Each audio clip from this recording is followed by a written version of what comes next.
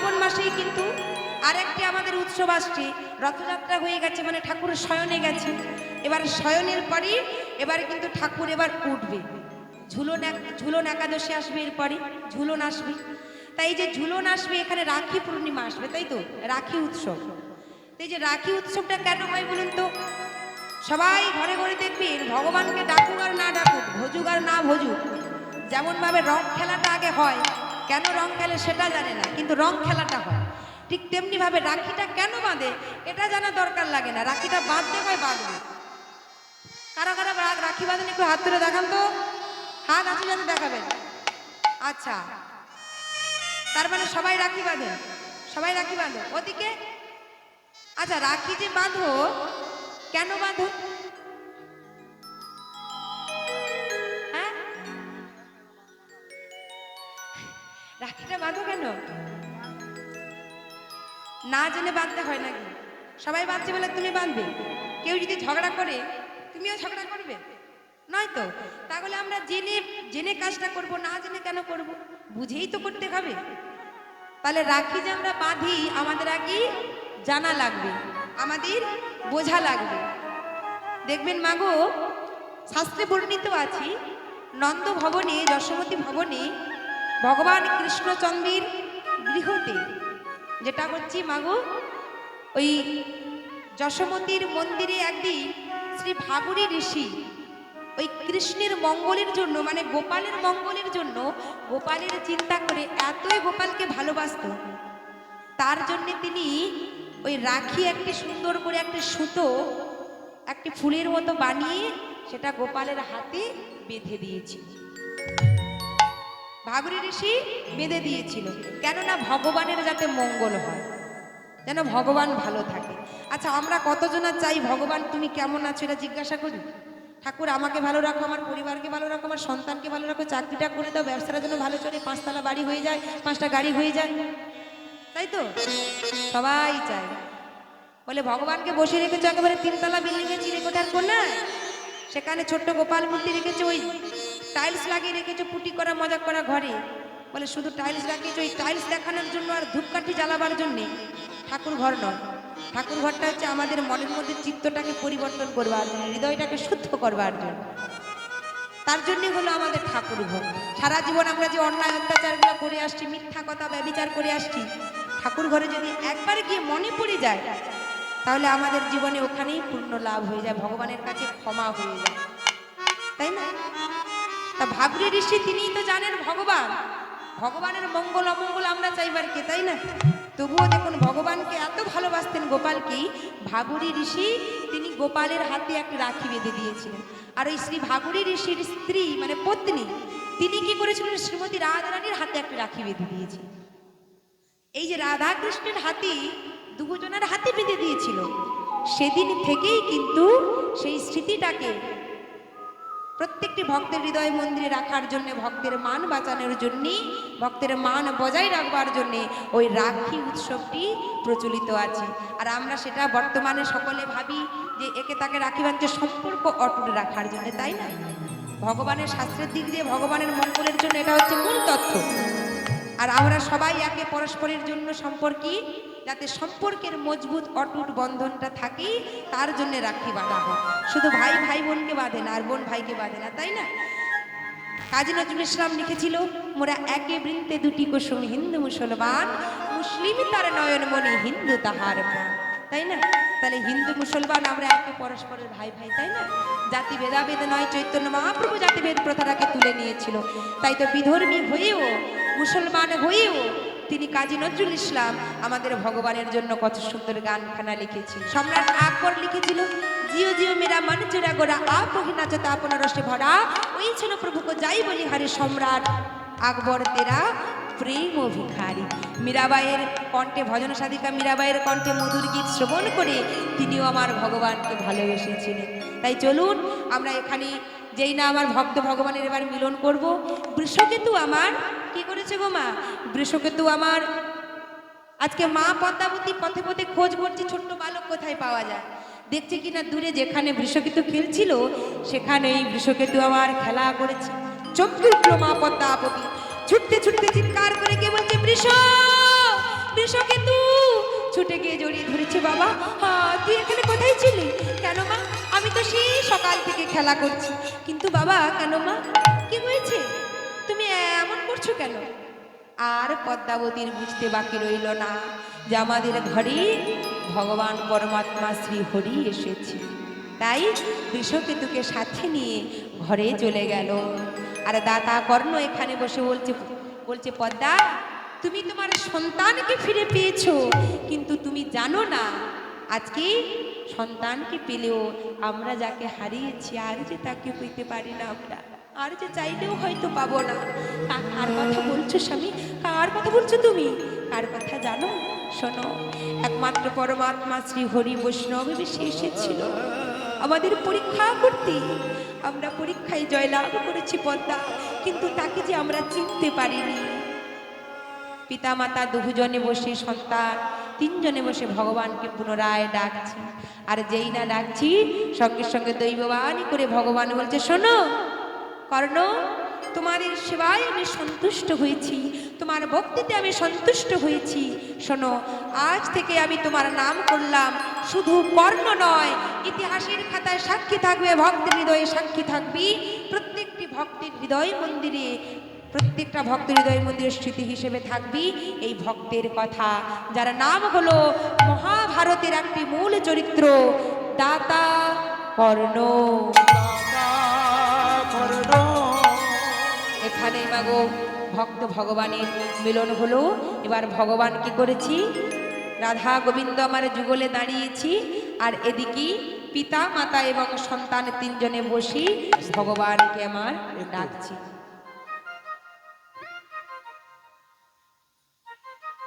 হরে কৃষ্ণ। মিলনের পথে তো গানে মুগ্ধ হয়ে প্রণামী স্বরূপ মন্টু মণ্ডল পূর্ববার 20 টাকা, উত্তম মাইতি গুরুপদ জানার আত্মীয় 20 টাকা এবং পাপিয়া মণ্ডল কলকাতা বাড়ি 10 টাকা দিয়ে প্রণামী স্বরূপ দিলেন। আশা করি আপনারা সমর্থন করবেন। গুরুপদবাবু মেয়ে এবং 2 মেয়ে এবং বৌমার আপত্তি শিল্পীর কাছে মিলনের পরে 2টি ভজন গাওয়ার জন্য, একটি হিন্দি ভজন এবং একটি বাংলা ভজন অনুরোধ রাখলো। আশা করি শিল্পী অনুরোধ রক্ষা করবেন।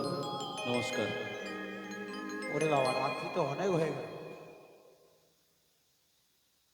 জয়নিতাই ভজন শুনবে? আচ্ছা ঠিক আছে, হবে, রাত্রিও তো হয়েছে। তা ভজন কারা কারা শুনবে বলেছে একটু হাত তুলে দেখান তো। আচ্ছা, হরি বল হরি বল। হ্যাঁ, তাহলে আজকে রাধা গোবিন্দ যুগলে দাঁড়িয়েছি এবং কর্ণ, পদ্মাবতী এবং বৃষকেতু যুগল রূপ দর্শন করছে আর ভজন গাইছে। কি বলছি? রাধা কৃষ্ণ প্রাণ যুগল কিশোর, রাধা কৃষ্ণ প্রাণ মোর যুগল কিশোর, রাধা কৃষ্ণ প্রাণ নিদাই গৌর হরি বল হরি বল। রাধা কৃষ্ণ প্রাণ যুগল কিশোর, জীবনে মরণে জীবে, জীবনে মরণে জীবে, জীবনে মরণে জীবে, গতি নাহি মোরে যুগল কিশোর, রাধা কৃষ্ণ প্রাণ রে যুগল কিশোর, রাধা কৃষ্ণ প্রাণ যুগল কিশোর।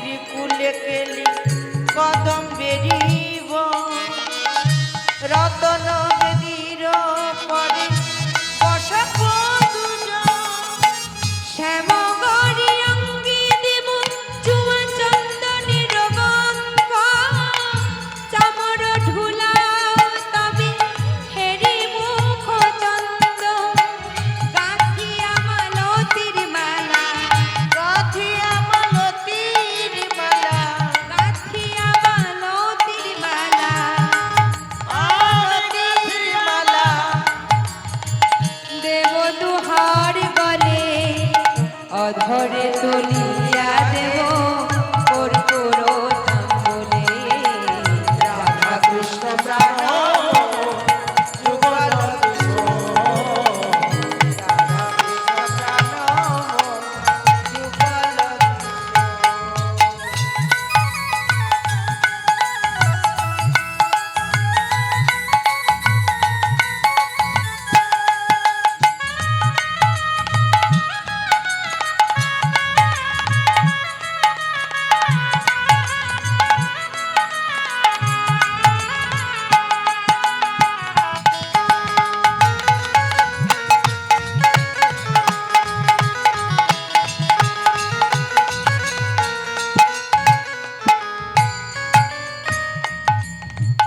ললিতা বিশাখা আদি যত সখী বৃন্দি আজ্ঞায় করিব সেবা চরণার বৃন্দি।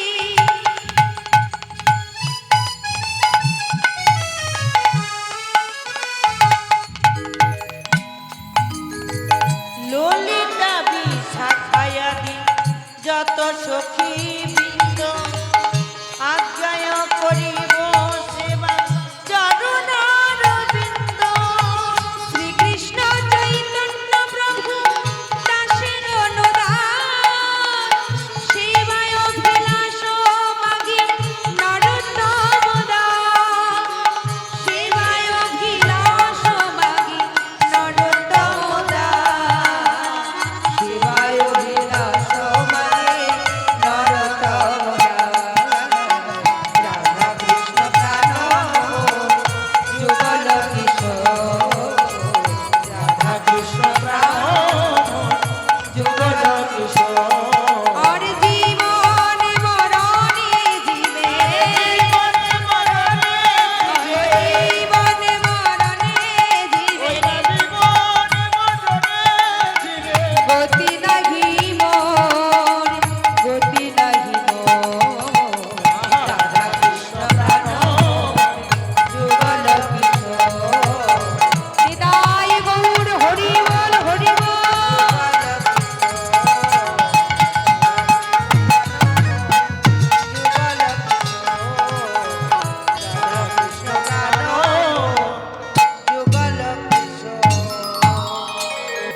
তাই আজকে মাগো এই যে মহাভারতের কাহিনী যেটি হলো পুত্র দিয়ে বৈষ্ণব সেবা লীলায় আমরা প্রবেশ করলাম। এই যে মা কুন্তি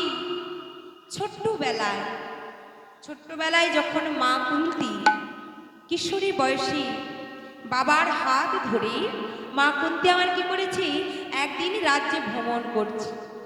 এবার রাজ্যে ভ্রমণ করতে করতে হঠাৎ করে পথে দেখা হয়ে গেল একজন মুনির সাথে, যার নাম হলো দুর্বাসা মুনি।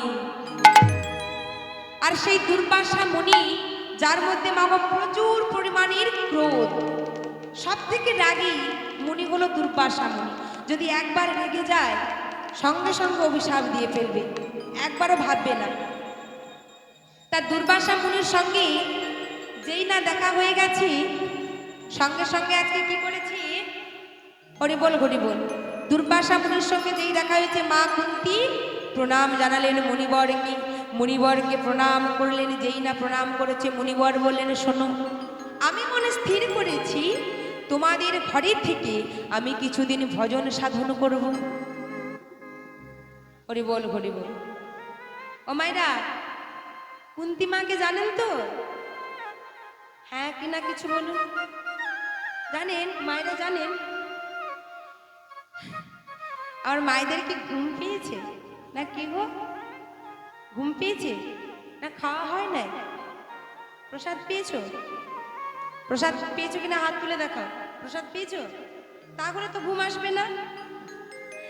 উদর পরিপূর্ণ হয়ে গেলে কলিযুগে নিয়ম, উদর যদি পরিপূর্ণ হয়ে যায় তাহলে এবার ঘুম, বিছানার প্রয়োজন, আর বসে থাকা যাবে না। তাহলে প্রসাদ যখন পাইনি ঘুমও আসার কথা না, তাহলে হ্যাঁ কিনা উত্তর কিন্তু দিতে হবে। আমার আবার এটা বড়ই খারাপ অভ্যেস। আমি যেখানে যাই যদি না বলে কিছু যদি না বলে আমার আবার হিংসে হয় যে আমি দাঁড়িয়ে দাঁড়িয়ে বকছি, কেউ কিছু বলবে না, চুপ করে বসে থাকবে, এটা কি করে হয়? তাই না? তাহলে এই কুন্তি মাকে চেনেন? কুন্তি মাকে জানেন তো? হরি বল হরি বল। এই যে কুন্তি মা কিশোরী বেলায় মানে ছোট্ট বয়সী যখন বাবার হাত ধরে রাজ্যে ভ্রমণ করেছি, সেই সময় দুর্বাসা মুনি এসে কি করেছি, কুন্তিমার সম্মুখে দাঁড়িয়ে আছে। আর কি করেছে, রাজা এবং রাজকন্যা অর্থাৎ কুন্তিমা এবং তার বাবা দুজন মুনিবরকে প্রণাম করলেন। মুনিবর বললেন যে শোনো, আমি তোমাদের গৃহে কিছুদিন থেকে আমি ভজন সাধন করতে চাই। যেই না বলেছি সঙ্গে সঙ্গে রাজা বলছে, শোনো কুন্তি, আজ থেকে তোমার উপর আমি দায়িত্ব দিলাম, এই মুনিবরের জন্য সেবার কোনো ত্রুটি না হয়, যা কিছু প্রয়োজন সব কিছু তুমি লক্ষ্য করবে এবং সেবা করো। এবার বৈষ্ণব সেবার সুযোগ পেয়েছে মা কুন্তি। এবারে ছোট্টবেলায় তো কি করেছি, যখন ওই দুর্বাসা মুনি পুজোতে বসে ফুল তুলে এনে দেয়, চন্দন ঘষণ করে দেয়, যজ্ঞের কাঠ কুড়িয়ে এনে দেয়, সব কিছু প্রস্তুত করে আনে, গঙ্গা থেকে জল এনে দেয়। এইবার কি করেছে মা, এমনি ভাবে বেশ কিছুদিন কেটে গেছে। আর যেই বেশ কিছুদিন কেটে গেছে সঙ্গে সঙ্গে একদিন দুর্বাসা মুনি মনে মনে ভাবছে, বাবা কুন্তি আমাকে খুব সুন্দরভাবে সেবা যত্ন করেছে, তাই কুন্তিকে আমি কিছু বর প্রদান করতে চাই। কুন্তিকে ডাকছে, কুন্তি আমার কাছে এসো, আমার কাছে এসো মা। সঙ্গে সঙ্গে করজোড়ে দাঁড়িয়ে আছে, বলুন মুনিবর আমি কি সেবা করতে পারি? সঙ্গে সঙ্গে মুনিবর বলছে, শোনো কুন্তি, আমি তোমার সেবায় সন্তুষ্ট হয়েছি, বলো তুমি কি চাও, তুমি যাহা কিছু চাইবে আমি তোমাকে তাই দিয়ে সন্তুষ্ট করব। মা কুন্তি বলছে, না মুনিবর, কৃপা করি আপনি আমাকে এমনভাবে বৈষ্ণব সেবা করার, মুনির সেবা করার সুযোগ করে দিয়েছেন, আর আমি কিছু চাই না। সঙ্গে সঙ্গে বলছে, তা কি করে হয়? তুমি যখন নিজের থেকে কিছু চাইবে না, তাহলে আমি তোমায় খুশি হয়ে একটি বস্তু দিতে চাই, তোমায় আমি আশীর্বাদ করলাম, একটি বর প্রদান করলাম। শোনো, তোমাকে আমি একটি মন্ত্র দিলাম, আর এই মন্ত্রটি উচ্চারণ করে তুমি যেই দেবতাকে আহ্বান করবে, সেই দেবতার ঔরস জাত, তার মতো বলশালী, তার মতো তেজশালী পুত্র সন্তান তুমি লাভ করবে। ও মায়েরা, এখান পর্যন্ত বুঝতে পেরেছেন তো? বুঝতে পেরেছেন? আচ্ছা, এবারে দেখুন, এই কথা বলে তো দুর্বাসা মুনি চলে গেল। দেখতে দেখতে বেশ কিছু বছর কেটে গেল। এইবার কিশোরী বয়স থেকে যখন একটু একটু করে কুন্তি বড় হলো, যখন পূর্ণ যুবতী হলো মা কুন্তি, একদিন মনে মনে ভাবছে, আরে আমাকে তো মুনিবর একটি বর দিয়েছিল, দেখি তো ওই মন্ত্রটি যে আমায় দান করেছে মুনিবর, ওই মন্ত্রটা আসল নাকি নকল?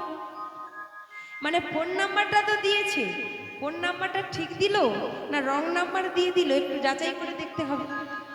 তার সঙ্গে সঙ্গে মা কুন্তি গঙ্গায় স্নান করলেন, আর গঙ্গায় স্নান করে শুদ্ধ বসনে দাঁড়িয়ে করজোড়ে সূর্যদেবকে প্রণাম করেছে।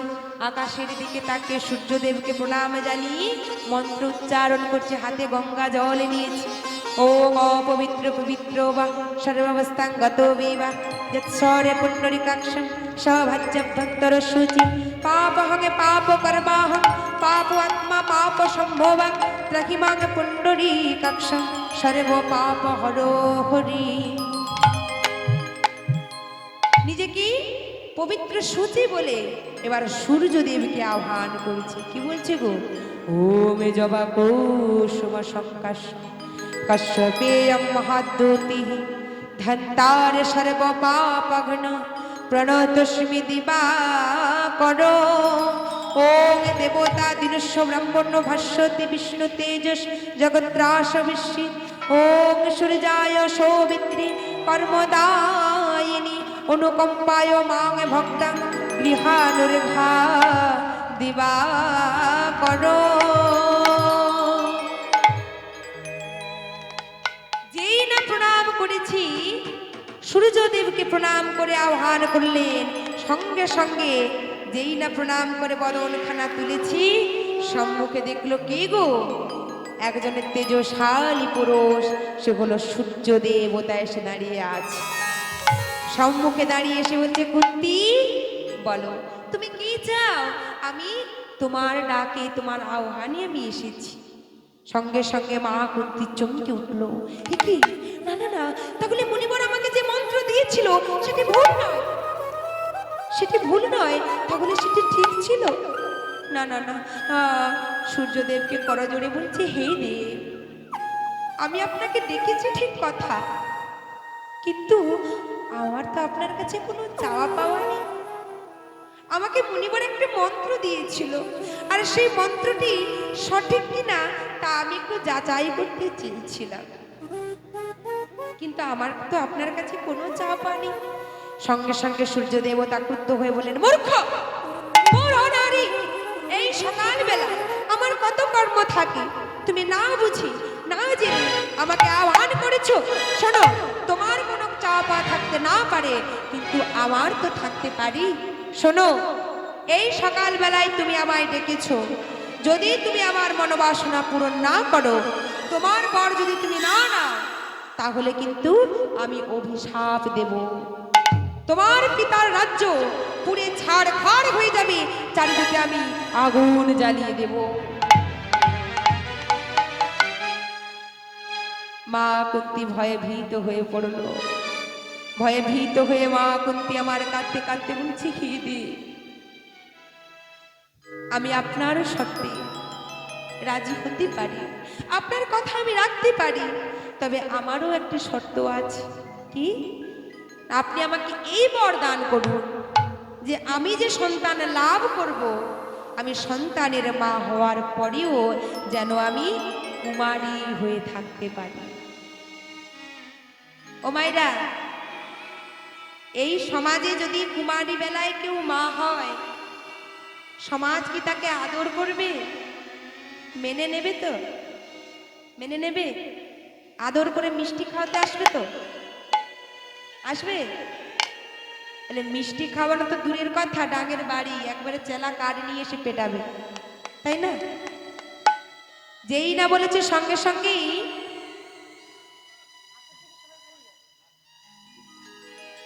এবার সঙ্গে সঙ্গেই সূর্যদেব বলছে, বেশ, আমি তোমায় আশীর্বাদ করলাম, মা হওয়ার পরেও তুমি কুমারী থাকবে এই জগতে।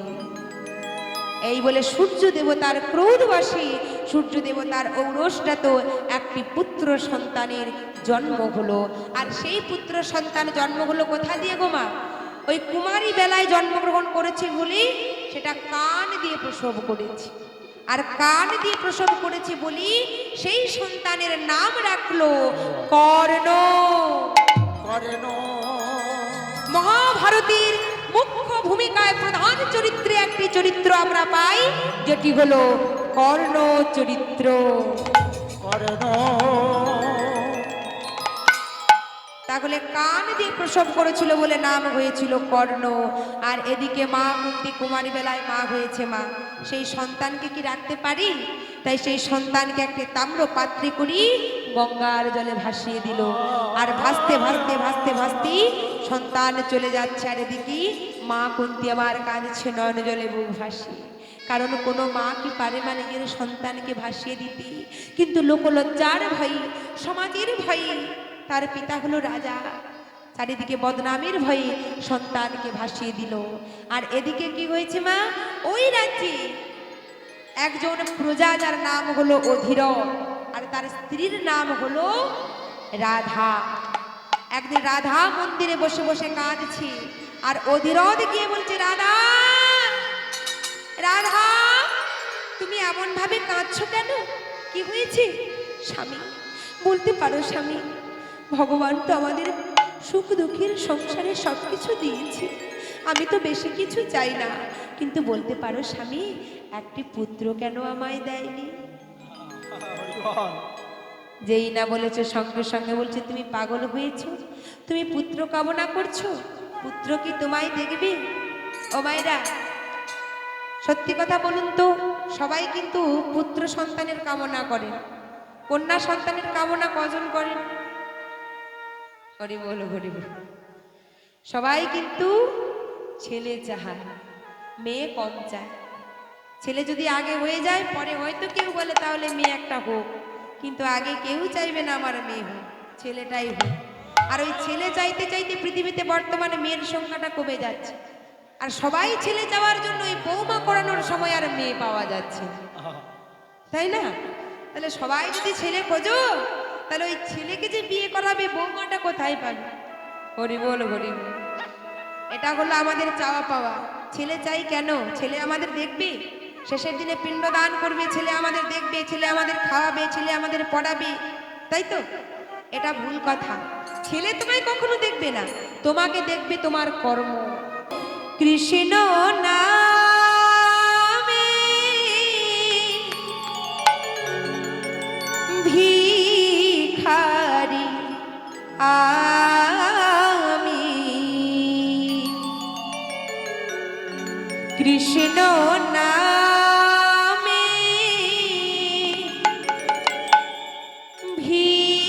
ভিখারি আমি, কৃষ্ণ বিনা নাহি জানি,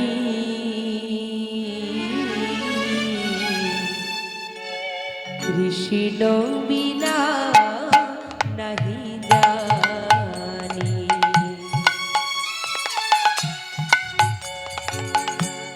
কৃষ্ণ নামে